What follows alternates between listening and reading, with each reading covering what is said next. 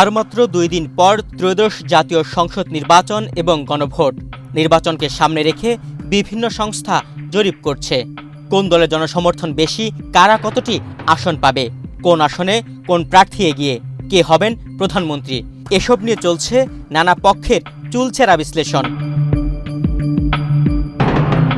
সোমবার 9 ফেব্রুয়ারি একই দিনে 3টি প্রতিষ্ঠান তাদের জরিপ ফলাফল প্রকাশ করেছে।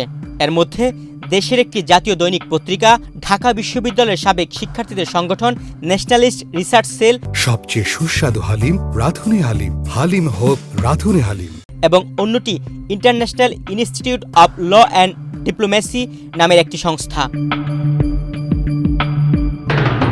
জরিপে প্রকাশিত ফলাফল একটি আরেকটি থেকে অনেক পার্থক্য।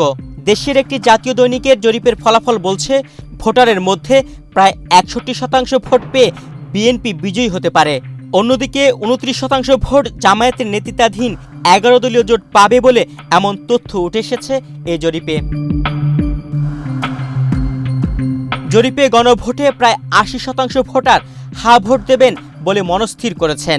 এ জরিপে 76% পুরুষ ও 24% নারী অংশগ্রহণ করেন। এদিকে ঢাবির সাবেক শিক্ষার্থীদের সংগঠন ন্যাশনালিস্ট রিসার্চ সেলের জরিপের ফলাফলে বলা হয়েছে সারা দেশে 220টি আসন পেতে পারে দেশের অন্যতম বৃহত্তর রাজনৈতিক দল বিএনপি।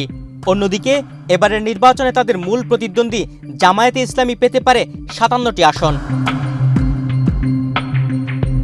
জরিপে অংশ নেওয়া 16% উত্তরদাতা বলেছেন তারা জামায়াতে ইসলামীকে সমর্থন করেন। এছাড়া এনসিপিকে 3%, জাতীয় পার্টিকে 2%, অন্যান্য দলকে 1% উত্তরদাতা সমর্থন করেছেন। মন্তব্য করেননি 1% উত্তরদাতা। জরিপের তথ্য তুলে ধরে ন্যাশনালিস্ট রিসার্চ সেল জানায়, গণভোটে সংস্কারের পক্ষে ভোট দেবেন এমন প্রশ্নে 49% উত্তরদাতা বলেছেন এখনও তারা এই বিষয়ে সিদ্ধান্ত নেননি। 30% উত্তরদাতা বলেছেন তারা হায়ের পক্ষে ভোট দেবেন। 21% বলেছেন তারা নায়ের পক্ষে ভোট দেবেন। 99% উত্তরদাতা বলেছেন তাদের আসনের নির্বাচনী পরিবেশ নিয়ে তারা সন্তুষ্ট। এদিকে আইআইএলডির জরিপে বিএনপি জামায়াত হাড্ডাহাড্ডি লড়াইয়ের আভাস প্রাক নির্বাচনী জনমত জরিপে বলা হয়েছে জামায়াতের নেতৃত্বাধীন 11 দলীয় জোট 105টি আসনে জয়লাভ করবে। বিএনপির নেতৃত্বাধীন জোট পাবে 101টি আসন, অন্যান্যরা পাবে 19টি আসন, আর প্রতিদ্বন্দ্বিতা হবে 75টি আসনে। গণভোট সম্পর্কে জরিপে বলা হয়েছে হা ভোট পাবে প্রায় 90% আর না ভোট পাবে 9.10%। দেশের 300 সংসদীয় আসনে 63,615 জন ভোটারের মতামত নিয়ে জরিপটি করা হয়।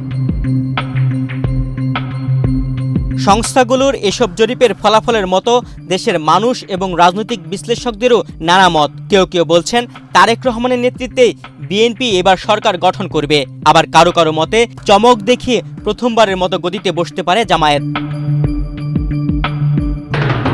কিন্তু শেষ পর্যন্ত কি হবে, কার হাতে যাচ্ছে দেশ পরিচালনার চাবি, কে হতে যাচ্ছে নতুন সরকার প্রধান, তারেক রহমান নাকি ডাক্তার শফিকুর রহমান, এসব প্রশ্নের উত্তর মিলবে 12 ফেব্রুয়ারির পরেই।